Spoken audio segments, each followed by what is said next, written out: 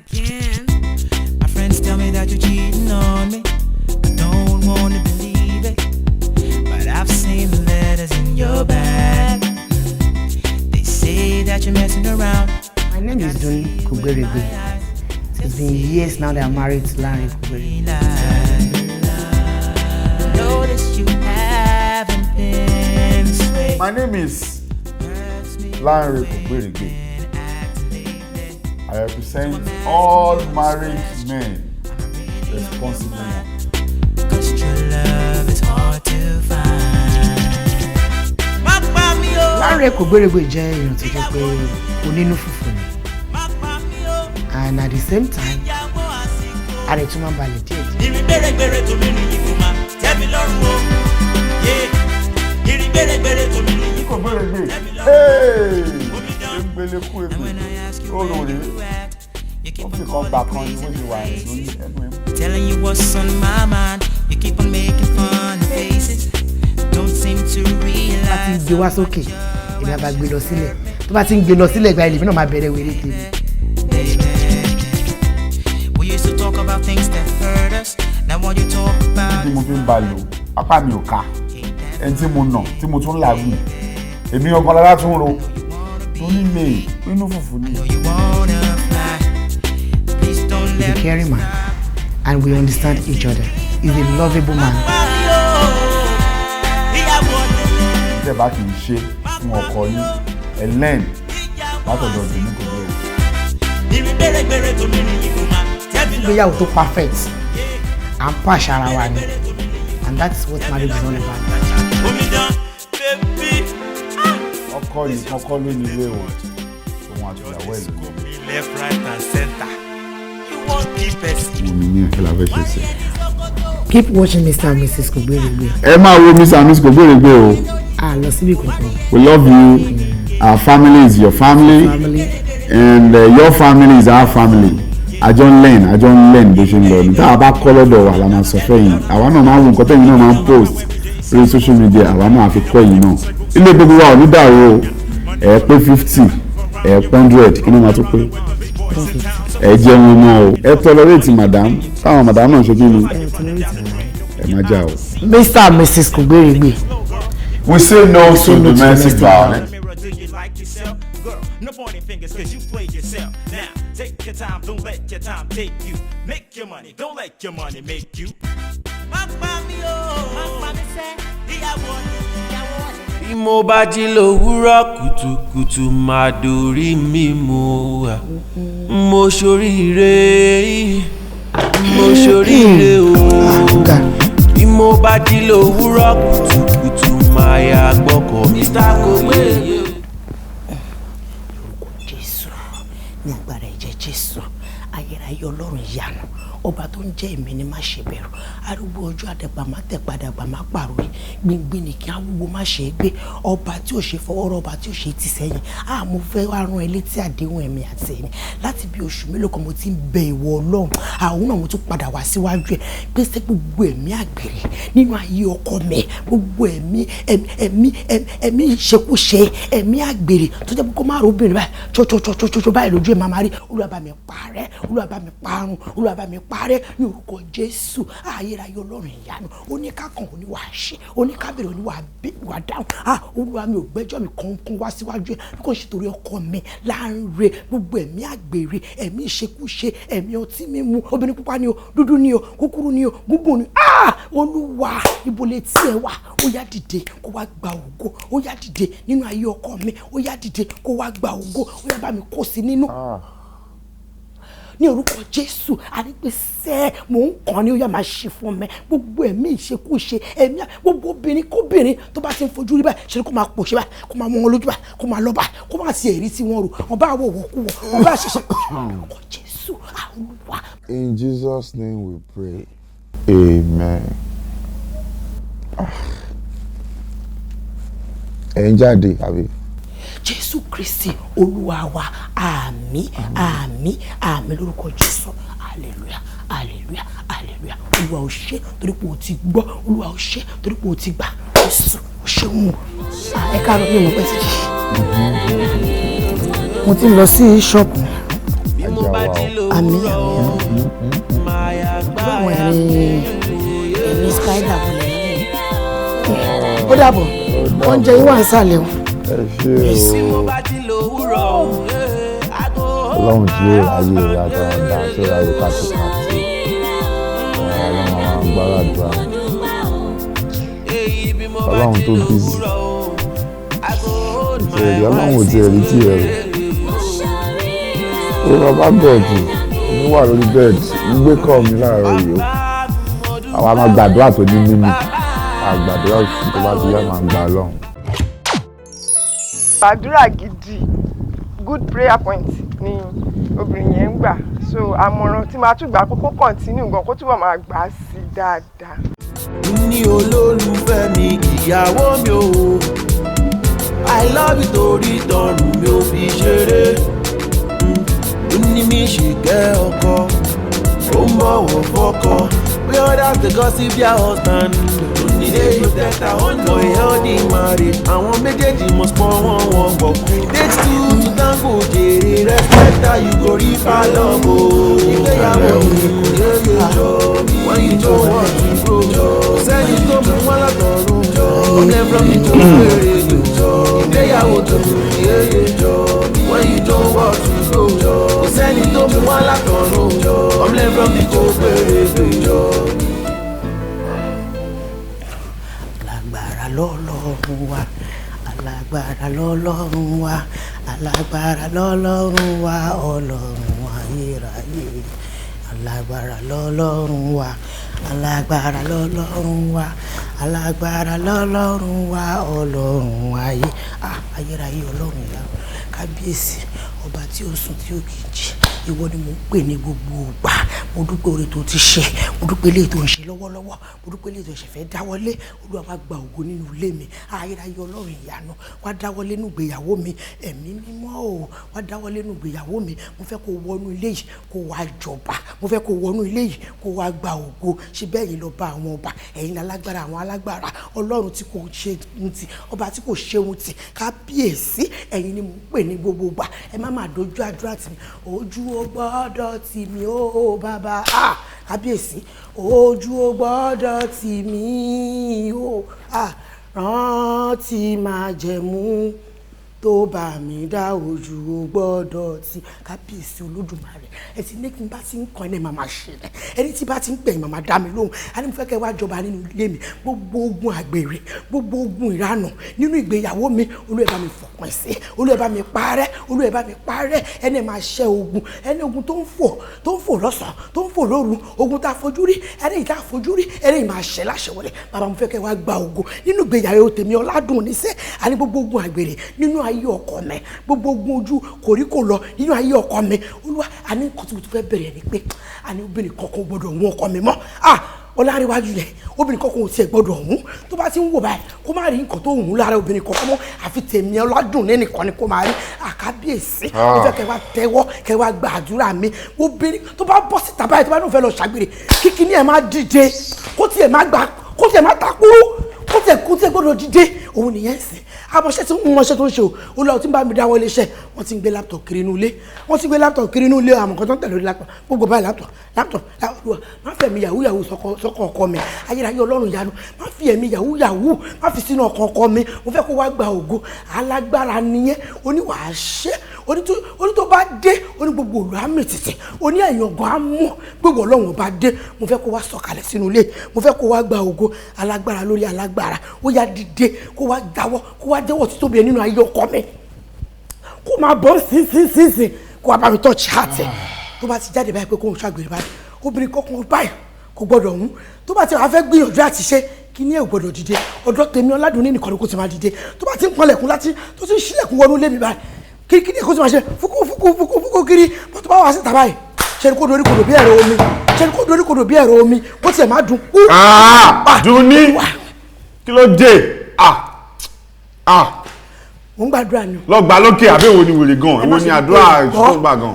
ayérayé ọlọ́run yanu ẹ má mind interruption yẹn ẹ tiẹ̀ má ṣe ṣẹ́rí bẹ́ẹ̀ ni tó ti sọ bẹ́ẹ̀ sí ẹ tiẹ̀ ṣe pé ẹ̀ wọ́n yẹn rárá èmi ni kẹ́ concentrate lé lórí èmi tí mò ń pè yín yẹn ni kẹ́ àdúrà tèmi nínú ilé tèmi sẹ́ àwọn ìgbéyàwó tèmi gbọdọ̀ dàrú èmi níbi kan tẹ́mi lọ ìgbéyàwó mi gbọdọ̀ dàrú àìgbéyàwó mi gbọdọ̀ dàrú ìjọba mi gba ògbó.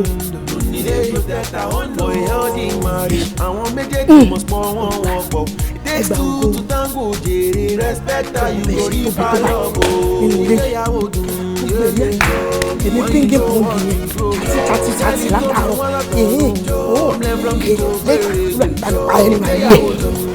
bá mi parẹ́ nínú ayé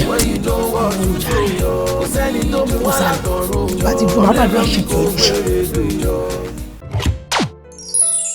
èmi ò ń ṣàdúrà because o mẹni tó máa help ọkọ ẹ̀ o mọ orí obìnrin tó máa pàdé because a máa ń gbàdúrà pé àtọkùnrin àtobìnrin ni kí a bá láàánú wọn pàdé so tó bá jẹ́ obìnrin ló máa help ọkọ ẹ̀ tó dẹ̀ ń gba àdúrà yẹn so definitely o ti ń block ibi ọ̀nà ìjẹ́ ọkọ ẹ̀ nìyẹn. It makes sense because tabani to be frankly about the present situation of the country and our people ọkùnrin mọ́ra ẹ̀ ada olówó wàá ṣe ṣìnà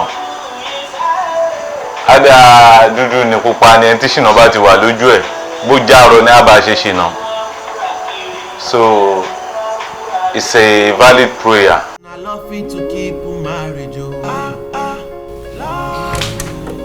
Na trust me to keep marriage o. Àti bọ́ra yé ló ti bẹ́tà. Bọ́ra yé o. Orí èyí ń bá ara Respect you make you respect you. èyí ń bá ọ̀fà bá. Respect me. I love you to keep marriage o. Love you. wọ́n fi bọ́ ṣe ẹ̀yin ọkùnrin ni. blood tonic fọkùnrin ni. Africa Magic Yorùbá wà ń bẹ yín ò ní ìwòrí lọ́jọ́ kan. àwọn obìnrin ló ń wò yẹn jù. báwo ni ọ̀dọ́ báwo ń dẹ̀ fine ṣé wàá ok wá. pẹ̀lẹ́. torí traffic tó wà ń gbòòrò lẹ́nu odogun lè rú lọ́tán. pẹ̀lẹ́ báwo gbogbo ẹ̀. ọmọ ẹ ti bó. mo ṣe ẹ ti bó. mo ṣe I cannot come and die. pẹ̀lẹ́. báwo ni ti jẹun so o jáde látàárọ̀. mi ò jáde jàre. látàárọ̀. mo plan tẹ láti jáde mo kàn tún wò ó parí gbogbo transaction mi lórí fóònù mi sharp. Unbelievable. àwọn mọ̀ pé mi kò lè wà láàbá jáde káwọn àti olówó Unbelievable. transaction yẹn fóònù mo ti ṣe gbogbo ẹ̀. láti wà ní látàárọ̀. Ọlọ́run inú mi wá dùn pé wá jíjẹ́ mi nìkan. o tún bẹ́ẹ̀ mi ṣe sílẹ̀ yẹn ní ẹ̀dùn. mo sùn mo jí mo ṣe business with fóònù mo tó sùn padà. mo miss ẹ. mo fẹ́ gbé bọ̀ ó máa kàn ní church wa orí mọ̀ nǹkan ó máa mọ̀ wọ́n àwọn couples tó máa sábà jókòó sí wàtí wọ́n sọ pé kí gbogbo wa dáwọ́ àwọn ló máa kọ́kọ́ fò dìde ìyá kára mọ̀ tí mo máa ń pè ní ìyá kára mo mọ̀ ìwọ lọ sí gidigidi deep ní last Tuesday wá wá ń ṣe church là ń gbé kọ́lọ́run ṣàánú wa àdúrà gbà. àṣé òun àtọkọ ẹ̀ wọ́n ń ṣe kí làwọn èèyàn pè yẹn náà lọ́nà tèmi nípele open marriage. yeah ó ní kí ọkọ òun lọ try another relationship ń ta they been married for like years kí ìyàwó náà ní kó òun náà lọ mo ṣàjọ pin bàtà ṣìírí bàbá máa tú inú church lòun lọ wá girlfriend tí ẹ sí. ta ló máa di àyẹ̀wò náà méjèèjì.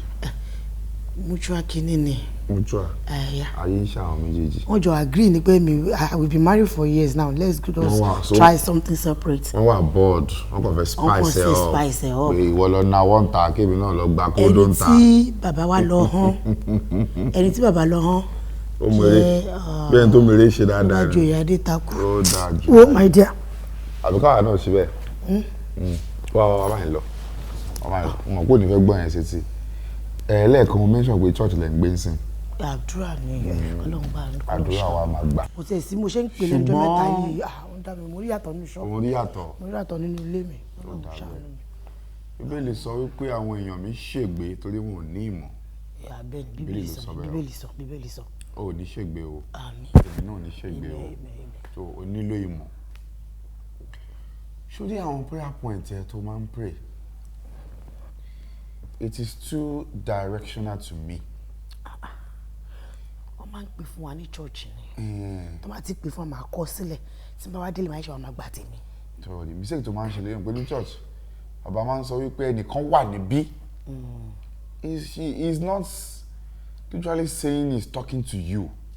Not that wọ́n lẹ́ni yẹn bẹ́ẹ̀ èmi mo ṣe gbé wá fún wọn nìyẹn lè jẹ́ nìkan nọ́mbà wí kò ń ṣe wọ̀.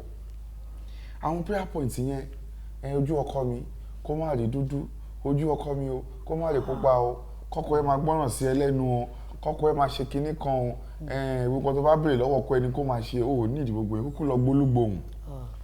Tó bá tọ́lá síbẹ̀ tó bá ní jókòó máa jókòó bó ní kótà pẹ̀lú wá máa kólẹ̀. That's everyone is a vigil máa ń lọ yẹn tó bá yẹ kó máa ń tẹ̀lé wa lọ ni àṣálẹ̀ ìdáàbòbò yẹn wàá mọ̀ pé ìyanu ìṣẹ̀lẹ̀ ń bẹ̀ yẹn ṣé gbogbo àwa tá a wà ń bẹ̀ yẹn mo lè ka iye àwọn ọkùnrin tó wà ń bẹ̀ obìnrin ni wọn kì í máa ń wá because of any other thing if not to pray for their husband and their family. Àwọn obìnrin gbìyànjú o àwọn obìnrin gbìyànjú gan-an ni.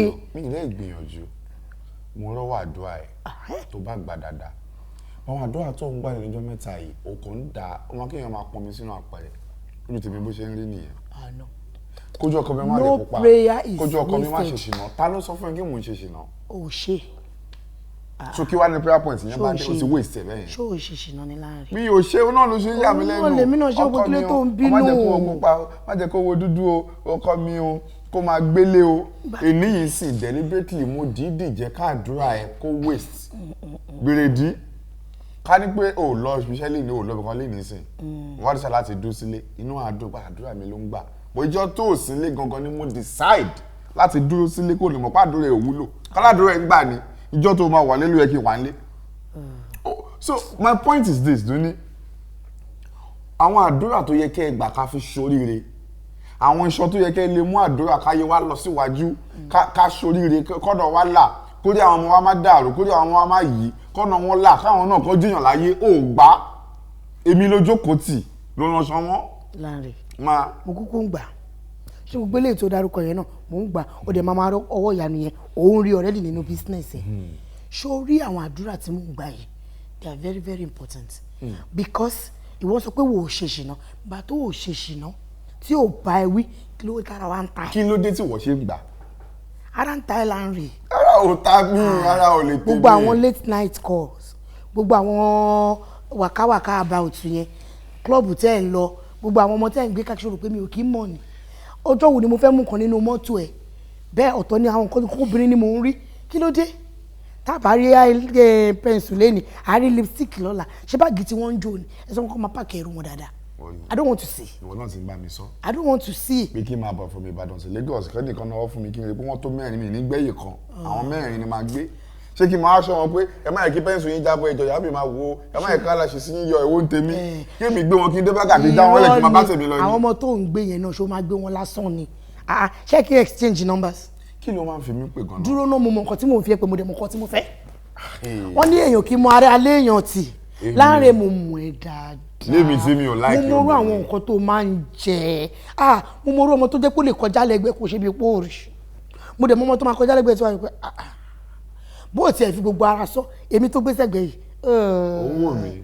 kakú ni mí you know I dey see. kò ní ìtumọ̀ sí mi. kò lè ní ìtumọ̀ a máa drive lọ báyìí wàá máa dọ́gbọ́n wo side mirror wàá fi máa wo àwọn ọmọ tó ṣèdí wàá máa dọ́gbọ́n wo center mirror wàá fi máa kí ló dé mo ń rí but because I don't want to be a nagging wife. so náà ni mí ta ni mí lémi tí mi ò fáyìn tẹ́mi tí wọ́n ń wò yìí owúgli mímí tí mi ọwọ́ obìnrin wò mí gan kò wò mí lẹ́ẹ̀mejì owúgli ó dẹ̀ fẹ́ ṣẹlẹ̀ léṣe. owúgli gan ni ṣọ́dọ̀ àwọn ọmọ tí wọ́n ń wò tó ní mi ò gbàdúrà fún mi ọjọ́ kọ̀ọ̀kan ni mo pín prayer oníkálukú nínú síbí èmi nìyá gbogbo yín nínú ilé yìí báwo ni mi ṣe ní gbàdúrà fáwọn ọmọ mi. o ṣe máa ní àsọ̀rọ̀ṣìpù ilé ìbò ṣe máa. no wọ́n máa ń rotate dígíndín. ó máa tó kàn ẹ́ ó máa tó kàn. ìjọ ìrìn òní sílé torí mi láyé láti láti. o máa wọlé mi ò ní láti sọ fún torí o ò ní mọ̀. àmọ́ bá ṣe ń dígan máa gbà kọ́ ẹ ló ó ti wá ń ta mò ń bọ̀ mo lọ tèmi nìyẹn. o ò nílò torí ojú máa tì í. ojú ò lè tì mí ojú máa tì í láàrin. torí pé wọ́n bá jókòó lásìkò lè jẹ́ ká gbàdúrà pé àwọn tá a wá kì í Ọlọ́run dílé wọn mú. wọ́n ṣe máa gbà náà ni wọ́n ní gbàdúrà pé kí kankan ṣe é. jẹ́ káyé wọn lọ síwájú ṣùgbọ́n Ọlọ́run tóbìnrin bá ti pọ̀ nú wọn Olúwa ìfẹ́ tẹ́ ẹ fi sínú ẹbí yìí kí n ta lọ́nà wọn ń ṣe àwọn prayer point ọ̀dẹ̀ ọba wa ti dáàdi wa mú èṣù bí èèyàn bí èṣù má jẹ́ kó ráyè wọnú ilé yìí nínú ilé wo àwọn afojúfẹ́ ni má fọkàn fẹ́ ni kọ́ má ráyè nínú ilé yìí àwọn ọ̀rẹ́ bí ọ̀tá ọ̀tẹ́ bí ọ̀rẹ́ Ọlọ́run má jẹ́ kó ráyè nínú ilé yìí àwọn ọ̀rẹ́bìnrin ọ̀rẹ́ ibi iṣẹ́bìnrin tó jẹ́ pé gbogbo náà yes sir yes sir yes sir ọlọ́run má jẹ́ kí wọ́n ráyè wọnú family mi. ẹ má ṣe ra yín léṣe o. gbogbo àwọn ọmọ ẹlẹ́sẹ̀ tó ẹgbẹ́ títì ọlọ́run má jẹ́ kí wọ́n ráyè wọnú ayé ọkọ mi. bí èmi dẹ̀ ṣe ń dẹ́fù báyìí ṣóṣòṣó lè mi ṣọ́kiri mi ò ní nǹkan tí mo fàyè tèmi rò èmi ò ní nǹkan tèmi rò business contract tèmi lé ó wà important sí wá ó fẹ́ gbọ́ mi ṣé wàá gbọ́. ó fẹ́ gbọ́. bẹ́ẹ̀ gba àdúrà jù bẹ́ẹ̀ lọ ọkùnrin tá a ṣe ṣìnà á ṣe ṣìnà bẹ́ẹ̀ gbà àwọn tá a ṣe ògbé mo sọ pé àwọn ni èmi ò sọ pé àwa àwọn tá a ṣe á ṣe bẹ́ẹ̀ gbà àwọn tí wọn ò ní ṣe wọn pé àwọn ni mò ń lò mí sọ pé àwa èmi ò ń ṣe ṣìnà kò sínú ẹ̀jẹ̀ mi ò bá ń lé kò tiẹ̀ ń wù mí ojú kan làdá mi ni. ìwọ tó jẹ́ pé Maradona ni ẹ. Maradona relegate oṣù relegate láàrin Maradona ni ẹ ìwọ wo ìwọ ẹkùn. kálí pọ́ lọ́hún ṣe lójú ẹ̀mí àmọ́ kọ́kọ́ gidi ló fẹ́. èmi tí wọ́n ti ṣe kaká sílẹ̀ iwájú mi rí Dámilọ́lá ó ṣí báyìí mo ní bless your soul Holy Spirit padà lẹ́yìn mi mo sọ èmi. ṣó mọ̀ pé àwọn ìyá tó máa ń wà ní street tó máa ń ní shop sínú street yẹn tó máa ń ní shop sínú street tó máa jókòó síta tó máa ń ta oríṣiríṣi yẹn ó mọ̀ pé kò sí nǹkan tí wọ́n kì í máa ń rí àwọn ìyá yẹn rí tí wọ́n bá fẹ́ bèrè gbogbo story street just go and sit down with them and ẹ kàn máa sọ̀rọ̀ ẹ máa ṣàwàdà wàá máa gbọ́ oríṣiríṣi the only thing tí ìyá yẹn máa sọ fún mi láyè ni pé èṣù oníyàwó àtọkọ ẹ o mọ́mì jù wọ́n ọlọ́run máa bá mi dilé ẹ̀ mú èṣù okú níyà yín àwọn ọmọ òṣì gẹ́gẹ́rẹ́ tó rìn kiri street ń sìn wọn kú ní ráyè wọnú ilé yín. ibo nìyá yẹn wà ìyá tó wà ní àkàrà ẹ fẹ́ lọ kí. wọn ò níṣẹ́ orí wọn ti gbálẹ̀. ó dẹ̀ pé táwọn èèyàn bá ti ń tẹnu mọ́ ṣé máa dùn fún ẹ lójoojúmọ́ tètè check ara ẹ pé eléyìí tó ń béèrè èṣù oníyálé yìí she must have seen something. So èmi ò dẹ̀ fẹ́ béèrè pé kí lè rí màmá tó rọ̀ mọ́ ọ̀dọ̀ àgbàlẹ̀ mi náà. làwọn wá sọ pé so the only way tí mo fi lè ṣe ni pé let me face this thing with prayers. I don't want any gossip. tọ́ba wá advice ẹ pé èṣù ò ní yálé yín àwọn gangan lè ṣù kọ́kọ́ ń yálò torí àgbà tí wọ́n ti ń yánu ẹ̀bùn tó wọlé tó ń jáde àgbà tó yẹ kó pè pé ta lẹ bèrè mi ò máì kí ibi tí mo wà yìí ọkùnrin tó fẹ́ pé tó fẹ́ ṣe ṣìnà kò ní wá bí èlò tíkẹ́ẹ̀tì Àbújá èlò tíkẹ́ẹ̀tì New York èlò tíkẹ́ẹ̀tì Port Harcourt Abẹ́òkúta nìyẹn stadium lórí Flambush àti fàájì sórí tẹ̀yìn obìnrin bá ti ń mówó wálé ẹ̀ ń wò pé ṣáà ń ṣe ṣìnà jẹ́ ń sọ fún ẹ ìjọ́ tí mo mọ̀ pé obìnrin owó náà mọ̀ tó bá rántí last year mo dágbére kọ Abẹ́òkúta fún ẹ pé mi ní pé mo máa tètè dé bọ̀ mo wá rí honorable ìyẹn Dayo Adéníyẹ commissioner for information wọ́n ń bá wọn sọ̀rọ̀ ọ̀rọ̀ yẹn wá jẹ́ ká pẹ́ dejọ́ kejì mi ò dágbére títí lè fi mọ́ lòún disturb mi bọ̀ mo ń jẹ́ kó mọ̀ kódé ẹ̀gbọ́n ni mo wà mo rántí pé láàárọ̀ ọjọ́ kejì rúùmù mi ni mo dé sí mi wá yàrá ẹ̀ ìgbà tí mo jáde rúùmù yẹn ìgbà tó wọlé kí ló bá mo kó owó sórí bẹ́ẹ̀ tó pọ̀ bẹ́ẹ̀lì ìjọ obìnrin lọ́wọ́ mi pé kí ló tí mi ò dé lálẹ́ àná mọ́. kò sáyè yẹn kò sí bínú mọ́ náà ó ní ìpè mo ti rí rìsọ́ọ̀tì nǹkan tó lọ ṣe látàkùn mo jẹ mọ̀dọ́ ẹni tó lọ mo mọ̀dọ́ ẹ ọtún bá darí adílẹ̀yẹ òní kò ní tó bá jẹ́ obìnrin kan ní ọ̀dọ́ obìnrin kan ni mo sùn mọ́jú ni mo fọ́ wọn lẹ́nu náà fọ́ mi lẹ́nu náà wá kó béèlì fún mi ni mo kó dé ńkọ́. àṣé o ti mú yẹn mọ́ ṣe ni o mú tó bá tẹ̀ máa fún ẹ lówó tó bá tẹ̀ fẹ́ lọ fọ́bìnrin lẹ́nu tó fẹ́ fọ́ ẹ lẹ́nu ó ń ṣe immediately ló máa fún ẹ lówó ṣẹ́ ẹ. mo ti gbọ́ wọ́n máa ṣe transfer ni wọ́n ní kó káàṣì fún ẹ tó bá dẹ̀ fẹ́ kó fún ẹ kò ní jẹ́jọ́ tó ṣiṣẹ́ ló fẹ́ kó fún ẹ tó jẹ́ láti tó bá ń fẹ́yàn tó máa tọ́ ṣùgbọ́n wọ àwọn o ò ṣe nítorí pé wọ́n fẹ́ fún ẹ lówó o ò ń ṣerú nǹkan bẹ́ẹ̀ yẹn wọ́n fẹ́ ní fún ọ̀nà. o ti ń confirm pé mò ń ṣe nìyẹn o tó tẹ̀ tẹ́lẹ̀ náà pé òun speculate but bó ṣe ń sọ́ọ̀tì ló pé mò ń ṣe nìyẹn ṣáà mọ àdúrà ẹ mo bi tó fẹ́ direct that's my own point jẹ́ ń lọ dáná ẹ gbàdúrà tá a máa yẹ wa lọ síwájú. òun náà là ń gbà gbogbo àwọn obìnrin àwọn olójú kò mú ò lọ àti gbogbo orin ṣó ṣó tẹ́yìn náà rìn káàkiri Jésù Kristi ò ní fún mi kò ní fún ẹ láyè sẹ́ àní ní orúkọ Jésù òun fi mi gbà kọ́. hello. òun fi mi gbà kọ́. ok máa pè yín padà ọ̀ wá ṣeré one love. o ṣe jàre. ayérayé Ọlọ́run ìyá mi ṣe bó ayérayé Ọlọ́run ìyá mi wá. ṣé o rojú mi ni Ọlọ́run òun rojú mi ò dẹ̀ mọ nǹkan tó ń ṣẹlẹ̀ nínú ilé mi wá gba ògo Jésù gba ògo bá dẹ̀ ti gbọ́ ó ti fàṣẹ sí àbàṣẹ ti gbọ́ bẹ́ẹ̀ yẹn Olúwa má fi mí lẹ̀ o má dá mi dá o ayérayé má dá mi dá o. àti gbọ́ra yé ló ti bẹ́tà tó ń jà fún ọba náà ìjẹ́ kó bọ́ sí jẹ́ kó fún yìí gidi lọ kọ́ pé kọ́ fún lápò pé kí n máa ṣe yàlàyé nínú owó àdúrà tó bẹ̀rẹ̀ gidi gbọ́dọ̀ máa gbà nìyẹn owó ọkọ mi owó ọkọ mi báà lówó àṣeṣe àti gbọ́ráyé ló ti bẹ́tà gbọ́ráyé o make I respect you make you respect me o. bẹ́ẹ̀ kó gbàdúrà kọ́lọ́run relegate láyé lọ́rùn máa relegate mi ó ti ṣe. na love fit to keep marriage o. love na just fit to keep marriage pé kó ta kó lówó lọ́wọ́ àti gbọ́ráyé ló ti bẹ́tà gbọ́ráyé o make I respect you make you respect me o. respect me na love fit to keep marriage o. love na trust fit to keep marriage o. trust àti gbọ́ráyé ló ti bẹ́tà gbọ́ráyé make I respect you make you respect me o. ẹ fọkọ yín lẹ̀ ẹ filẹ̀ Ọlọ́run handle ẹ̀. kò dákẹ́ ọkọ àti ìyàwó máa jà nítorí ìṣìnà kọkùnrin náà má ṣèṣe kúṣe kán tọ́jú ilé torí tán bá ní girlfriend ẹ mọ̀ pé girlfriend míì wà tó máa ń ṣe ju ìyàwó ilé lọ tó yẹ pé ìyàwó ilé bóyá tó bá pè tó ní kí ló dé ṣùgbọ́n girlfriend kó tó pè wá máa gbọ́ hello darling hello baby ṣùgbọ́n kò dẹ̀ sí yẹn láàrin ìyàwó ilé ọkàn ọ̀dọ̀ girlfriend lọ́kàn ọkọ máa wà á níye tó ń bá sí ní òun àfi ilẹ̀ ńlé ṣùgbọ́n gbogbo owó tó bá ní ọ̀dọ̀ àlè ló máa ná sí reason nìyẹn tó ọkọ àtìyàwó mi fi máa fi ń jà.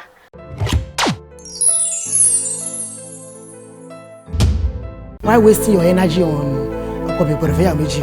Because let me tell you one thing, either you pray about it or you go to babalawo or afa to stop it, it will happen. Men, they are polygamous by nature. They are born to be like that.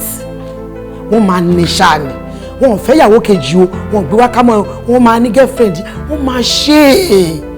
Why do you want to kill yourself because of that?